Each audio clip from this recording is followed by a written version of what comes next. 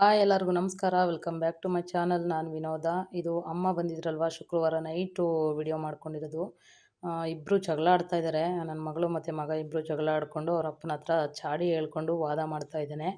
ನಮ್ಮ ಮನೆಯವರು ಅವನಿಗೆ ಬುದ್ಧಿ ಹೇಳ್ತಾ ಇದ್ದಾರೆ, ಆದರೂ ಕೇಳ್ತಾ ಇಲ್ಲ. ಅವಳು ಮಾತ್ರ ನೀವು ಸಪೋರ್ಟ್ ಮಾಡ್ತೀರಾ ಯಾವಾಗಲೂ, ನನ್ನ ಮಾತಿಗೆ ರೆಸ್ಪಾನ್ಸ್ ಇಲ್ಲ ಅಂತ ಅಂದ್ಬಿಟ್ಟು ಅವ್ರ ಅಪ್ಪನ ಹತ್ರ ವಾದ ಮಾಡಿಕೊಂಡು ಅವರು ಹೇಳೋವರೆಗೂ ಹೇಳಿದ್ರು ಬುದ್ಧಿವಾದನ. ಅವ್ನು ಕೇಳಲಿಲ್ಲ. ಆದರೂ ಸ್ವಲ್ಪ ರಾಂಗ್ ಆದರು. ನಮ್ಮ ಮನೆಯವರು ರಾಂಗ್ ಆಗಿಬಿಟ್ಟು ಸೈಲೆಂಟಾಗಿ ಅವ್ರ ಪಾಡು ಹೊರಟೋದ್ರು. ಆಮೇಲೆ ಮಾತಾಡ್ತಾನೆ ಇದ್ದ ನನ್ನ ಮಗ. ಅವಳು ನಗ್ತಾನೆ ಇದ್ಲು ನನ್ನ ಮಗಳು ಈ ಕಡೆಗೆ. ಇಬ್ಬರು ನೋಡಿ, ಎರಡು ಮಕ್ಕಳಿರೋ ಹತ್ರ ಎಲ್ಲರ ಮನೆಗಳಲ್ಲೂ ಸರ್ವೇ ಸಾಮಾನ್ಯ ಅಂತಲೇ ಹೇಳ್ಬೋದು ಈ ರೀತಿ ಜಗಳಗಳು, ಕೋಪ, ಮನಸ್ತಾಪಗಳು. ಯಾಕಂದರೆ ಇನ್ನೂ ಚಿಕ್ಕವರಲ್ವಾ, ಸ್ವಲ್ಪ ದೊಡ್ಡವರಾದರೆ ಅವ್ರಿಗೆ ಬುದ್ಧಿ ಬರುತ್ತೆ. ಕೆಲವು ಮನೆಗಳಲ್ಲಿ ದೊಡ್ಡವರಾದರೂ ಕೂಡ ಬುದ್ಧಿ ಬಂದಿರೋದಿಲ್ಲ, ಅಷ್ಟು ಜಗಳ ಆಡ್ತಾರೆ. ನಮ್ಮ ಮನೇಲಿ ಸ್ವಲ್ಪ ನಂದು ಭಯ ಇದೆ, ಅವ್ರ ಅಪ್ಪಂದು ಸ್ವಲ್ಪ ಕಡಿಮೆನೇ. ಅವರು ಸಿಟ್ಟು ಮಾಡ್ಕೊಳ್ಳಲ್ಲ, ಮಾಡಿಕೊಂಡ್ರೆ ಒಂದೇ ಸಲ ಮಾಡ್ಕೊಳ್ಳೋದು.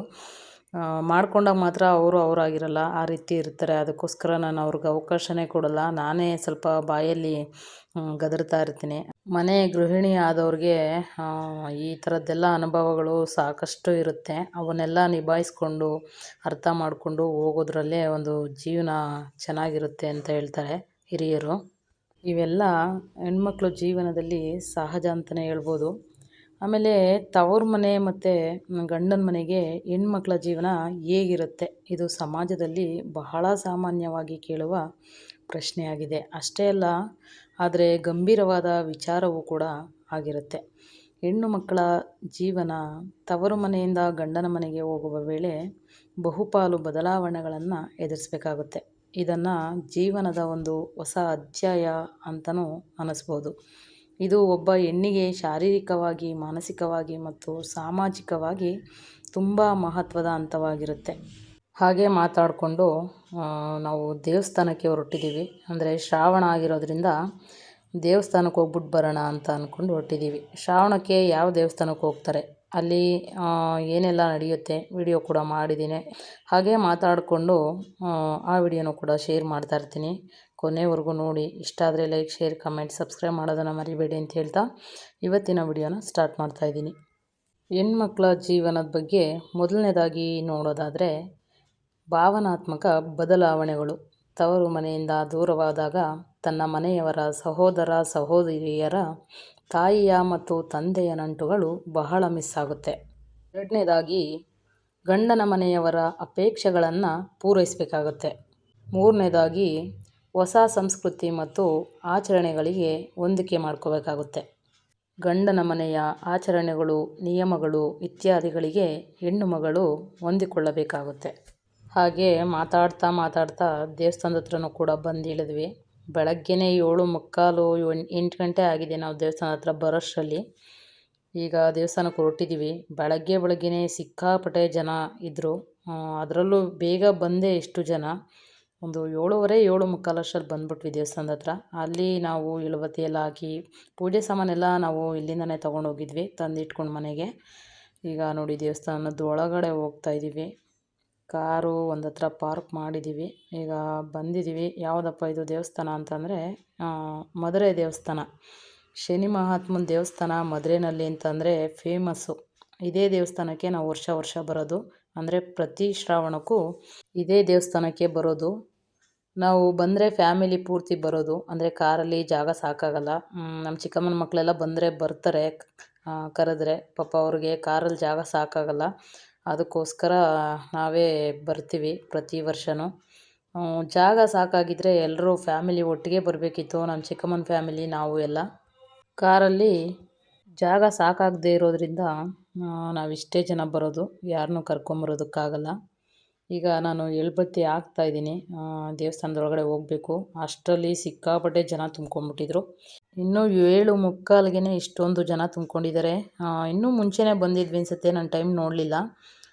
ಇರಲಿ, ಇವಾಗ ಒಂದು ವೀಡಿಯೋನೂ ಕೂಡ ಮಾಡಿಕೊಂಡೆ. ಯಾಕೋ ಬ್ಲರ್ ಕಾಣಿಸ್ತಾ ಇದೆ. ಸಿಕ್ಕಾಪಟ್ಟೆ ಬೆಳಕು ಹಾಕಿದ್ರು, ಇನ್ನೂ ಲೈಟ್ಗಳೆಲ್ಲ ಆಫ್ ಮಾಡಿರಲಿಲ್ಲ. ಅದಕ್ಕೋಸ್ಕರ ಬ್ಲರ್ ಇದೆ, ಅಡ್ಜಸ್ಟ್ ಮಾಡ್ಕೊಳ್ಳಿ. ಈಗ ಕ್ಯೂನಲ್ಲಿ ಹೋಗ್ತಾನೆ ಹೆಣ್ಮಕ್ಳ ಜೀವನದ ಬಗ್ಗೆ ಮಾತಾಡ್ತಾಯಿದ್ದೋ, ಅದ್ರ ಬಗ್ಗೆ ಮಾತಾಡೋಣ. 4ನೇದಾಗಿ ನೋಡೋದಾದರೆ ಸ್ವತಂತ್ರತೆ ಮತ್ತು ಆತ್ಮವಿಶ್ವಾಸ. ಕೆಲವು ಮನೆಗಳಲ್ಲಿ ಹೆಣ್ಮಕ್ಳು ಹೆಚ್ಚು ಸ್ವಾತಂತ್ರ್ಯದಿಂದ ಬದುಕಬಹುದಾಗಿರುತ್ತೆ. ಇನ್ನೂ ಕೆಲವು ಕಡೆ ಅವರು ತಮ್ಮ ಮನಸ್ಸಿನ ಮಾತುಗಳು ಹೇಳೋದು ಕೂಡ ಕಷ್ಟವಾಗ್ಬೋದು. ಇನ್ನು 5ನೇದಾಗಿ ನೋಡೋದಾದರೆ ಗೆಲುವುಗಳು ಮತ್ತು ಸಾಧನೆಗಳು. ಹೆಚ್ಚಿನ ಹೆಣ್ಮಕ್ಳು ಈ ಹೊಸ ಜೀವನವನ್ನು ತಮ್ಮ ಶಕ್ತಿ, ತಾಳ್ಮೆ ಮತ್ತು ಪ್ರೀತಿಯಿಂದ ಯಶಸ್ವಿಯಾಗಿ ಸಾಗಿಸ್ತಾರೆ. 2 ಮನೆಗೂ ಕೂಡ, ಅಂದರೆ ಗಂಡನ ಮನೆಗೂ ಮತ್ತು ತವ್ರ ಮನೆಗೂ 2 ಮನೆಗೂ ಕೂಡ ಮುತ್ತಿನಂತೆ ಇರ್ತಾಳೆ. ಹಾಗೆ ಮಾತಾಡ್ತಾ ದೇವಸ್ಥಾನದ ಒಳಗಡೆನೂ ಬಂದ್ವಿ. ಇಲ್ಲಿ ಕ್ಯೂನಲ್ಲಿ ಹೋಗಬೇಕು, ಆ ಕಡೆಯಿಂದ ಬರೋದಕ್ಕಾಗಲ್ಲ, ಜಾಗ ಇಲ್ಲ. ಎಲ್ಲರೂ ಕೂಡ ಕ್ಯೂನಲ್ಲೇ ಹೋಗ್ಬೇಕಿಲ್ಲಿ. ಅದಕ್ಕೋಸ್ಕರ ಇಲ್ಲಿ ದೇವಸ್ಥಾನದೊಳಗೆ ಬಂದ್ವಿ ಕ್ಯೂನಲ್ಲಿ. ಒಳಗಡೆ ದೇವ್ರನ್ನಂತೂ ತುಂಬ ಚೆನ್ನಾಗಿ ಅಲಂಕಾರ ಮಾಡಿದರು. ಒಳಗಡೆ ದೇವ್ರನ್ನ ನಾನು ವಿಡಿಯೋ ಮಾಡ್ಕೊಳಕ್ಕಾಗಿಲ್ಲ. ಇಲ್ಲಿ ಮೆರವಣಿಗೆ ದೇವ್ರು ಇಟ್ಟಿದ್ದಾರೆ, ಅದಕ್ಕೆ ಪೂಜೆ ಮಾಡ್ತಾಯಿದ್ದಾರೆ. ಅದನ್ನು ಮಾತ್ರ ನಾನು ವಿಡಿಯೋ ಮಾಡ್ಕೊಂಡಿದ್ದು. ಅಲಂಕಾರ ನೋಡಿ ಎಷ್ಟು ಚೆನ್ನಾಗಿ ಅಲಂಕಾರ ಮಾಡಿದ್ದಾರೆ ದೇವಸ್ಥಾನದೊಳಗೆ ಅಂದರೆ ಸಿಕ್ಕಾಪಟ್ಟೆ ಚೆನ್ನಾಗಿ ಅಲಂಕಾರ ಮಾಡಿದ್ದಾರೆ ಬಿಡಿ. ನೋಡೋದಕ್ಕೆ 2 ಕಣ್ಣು ಸಾಲದು. ತರಕಾರಿಗಳಲ್ಲಿ ಅಲಂಕಾರ ಮಾಡಿದ್ದು, ಕೋಸು ಮತ್ತು ಕರಿಬೇವು, ಜೋಳ ಈ ಥರದ್ರಲ್ಲಿ ಅಲಂಕಾರ ಮಾಡಿದ್ದು. ಈಗ ನೋಡಿ ನಾನು ದೇವ್ರ ಮುಂದೆ ನಿಂತ್ಕೊಂಡು ವೀಡಿಯೋ ಮಾಡ್ಕೊತಾ ಇದ್ದೀನಿ. ಅಲ್ಲಿ ಹೂವುಗಳೆಲ್ಲ ತಂದು ಕೊಟ್ಟಿರೋದೆಲ್ಲ ಹಾಕ್ತಾಯಿದ್ದಾರೆ. ಈಗ ಪೂಜೆ ಮುಗಿಸ್ಕೊಂಡು ಹೊರಗಡೆ ಬಂದ್ವಿ. ಆಪೋಸಿಟ್ ಒಂದು ದೇವಸ್ಥಾನ ಇದೆ, ಅಲ್ಲಿಗೆ ಬಂದ್ವಿ. ಅಲ್ಲಿ ಪ್ರಸಾದ ಕೊಡ್ತಾಯಿದ್ರು. ಅಲ್ಲಿ ಪೂಜೆ ಮುಗಿಸ್ಕೊಂಡು ಪ್ರಸಾದ ತಿನ್ಕೊಂಡು ಮತ್ತೆ ನಾವು ವಾಪಸ್ಸು ಹೊರಟಿದ್ದೀವಿ ನಮ್ಮ ಮನೆಗೆ.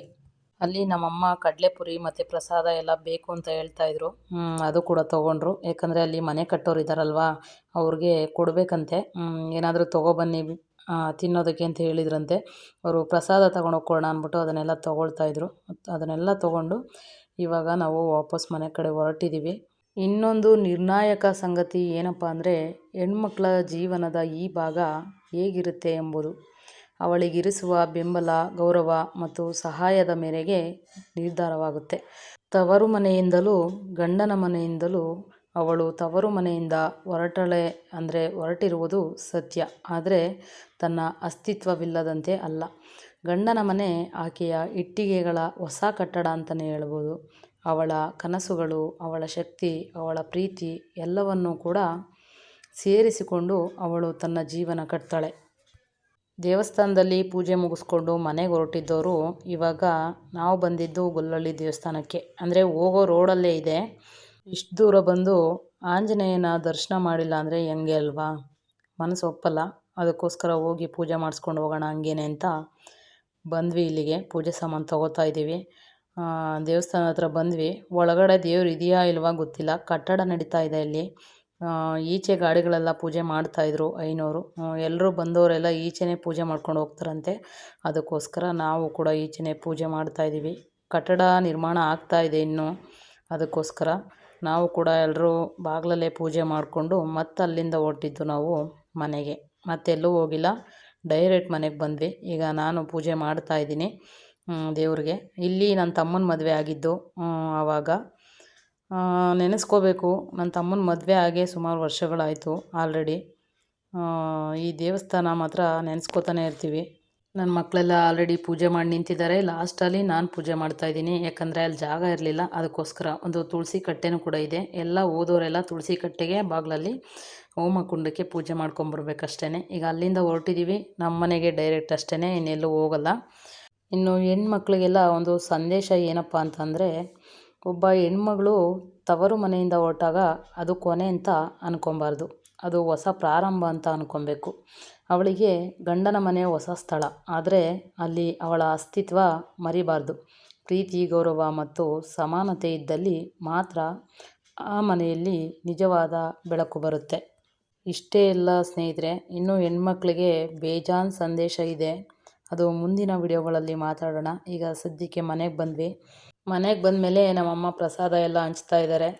ಅಲ್ಲಿಂದ ತಂದಿದ್ರಲ್ವ, ಅದು ಸ್ವಲ್ಪ ಸ್ವಲ್ಪನಾದರೂ ತಿನ್ನಬೇಕಂತೆ ಪ್ರಸಾದ. ಅದಕ್ಕೋಸ್ಕರ ಹಂಚ್ತಾ ಇದ್ದಾರೆ ಎಲ್ರಿಗೂ. ಮಕ್ಕಳಿಗೆಲ್ಲ ಕೊಟ್ಟು ನಮ್ಮಮ್ಮನೂ ಸ್ವಲ್ಪ ತಿಂದು ಮಿಕ್ಕಿದ್ದನ್ನ ಅಲ್ಲಿ ಮನೆ ಕಟ್ಟೋರಿಗೆ ಎತ್ಕೊಂಡು ಹೋಗಬೇಕು ಅಂತ ಹೇಳ್ತಾಯಿದ್ರು.